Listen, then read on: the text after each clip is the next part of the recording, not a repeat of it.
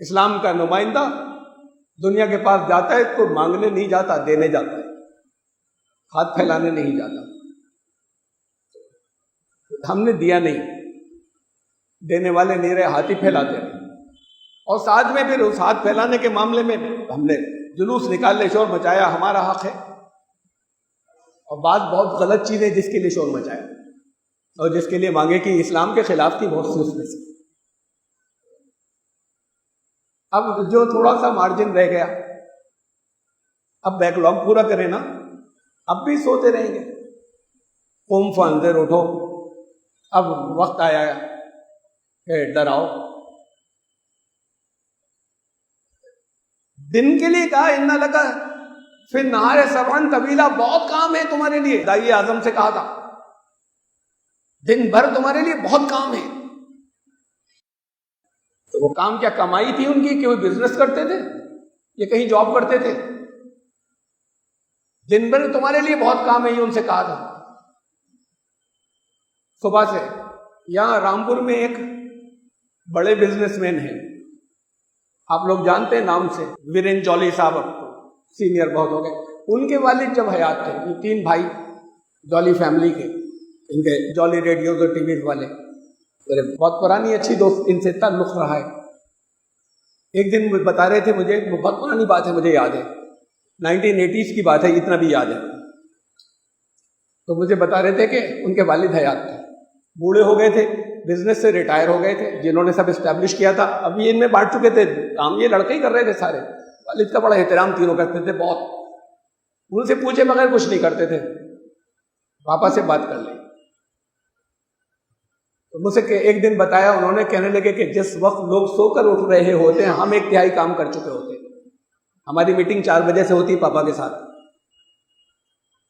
اس میں پلاننگ ہوتی ہے، اس میں چیزوں کی سمیٹ ہوتی ہے، اس میں اکاؤنٹس کا دیکھنا رہا، لیکن جس وقت ہم اس سے فارغ ہوتے ہیں اس وقت لوگ سو کر اٹھ رہے ہوتے ہیں، ہم اپنا 1/3 کام کر چکے ہوتے ہیں۔ یہ ہوتی زندہ قوم جو وقت کی قدر کرنا جانتی ہے۔ اب اپنے طرز عمل کو پہلے بدلیے۔ یہ اس کے لیے یہ کیمپ گزرا، ٹریننگ کیمپ اتنا بڑا، یہاں اتنا زبردست، جس نے کچھ چارج اپ آپ کو کیا تھا، تو وہ چارج اپ چاند نظر آنے کے ساتھ میں سب ہوا نکل گئی اس کی، فوراً ہی ایسا جیسے پنکچر ہو گیا۔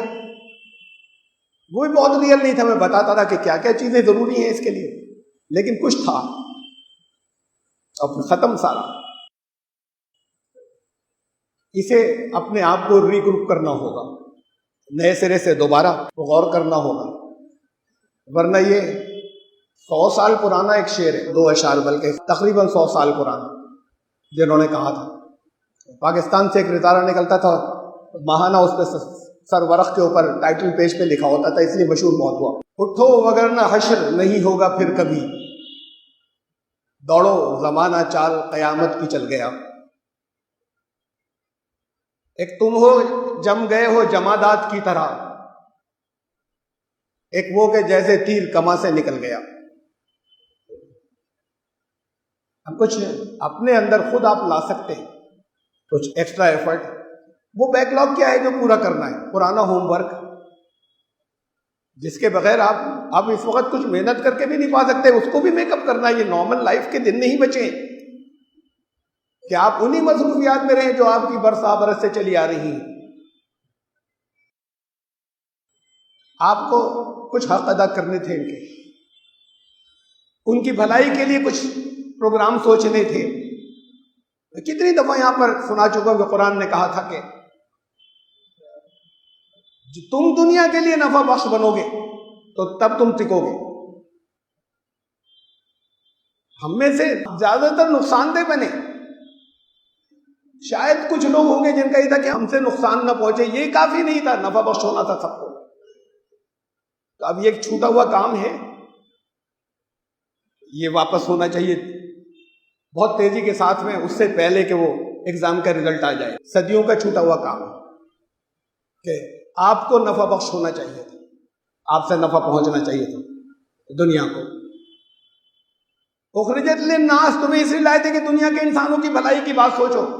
اب سوچئے، بعض جگہ طنز کریں گے، اچھا پٹائی ہو رہی ہے اس لیے کہ نکلیں، کہنے دیجئے، سمجھ میں آ جائے تو اللہ کی رضا آپ کو نکال سکتی ہے، ورنہ کوئی نہیں نکال سکتا۔ کریں تو اللہ کی رضا کے لیے کریں، اس سے بچ جائیں گے جو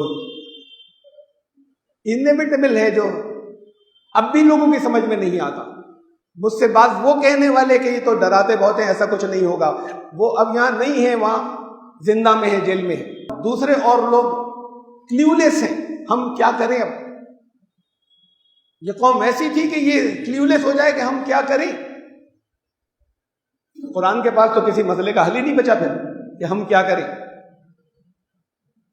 جس نے یہ بھی بتایا تھا کہ یہ حالات کیسے، کیوں، کس جگہ پہنچ جاتے ہیں، اس نے یہ بھی بتایا تھا کہ تم کیا کرو۔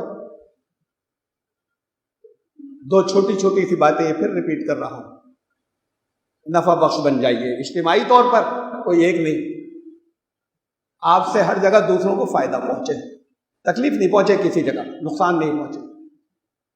اور دوسری یہ کہ ان کے لیے نکلیے، دنیا کے لوگوں کی بھلائی کے لیے، اس بھلائی میں دنیا اور آخرت دونوں شامل، اس کے لیے نکلیں۔ اس کے لیے اپنی جو یوزول، جو روٹین کی مصروفیات چلی آ رہی تھی، اب اس کا وقت نہیں بچ رہا ہے، کچھ لے لیجئے، کچھ کو پھر بھی چھوڑ کر ادھر وقت لگائیے۔ اور وہ وقت بھی آئے گا جب میں کہوں گا سب چھوڑ دیجئے، ادھر وقت لگائیے، اب تو بالکل آخری اگلا قدم اٹھنے جا رہا ہے۔ تو وہ جو اگلا نہیں اٹھائیں اور روک لیں، وہ بچ جائیں گے۔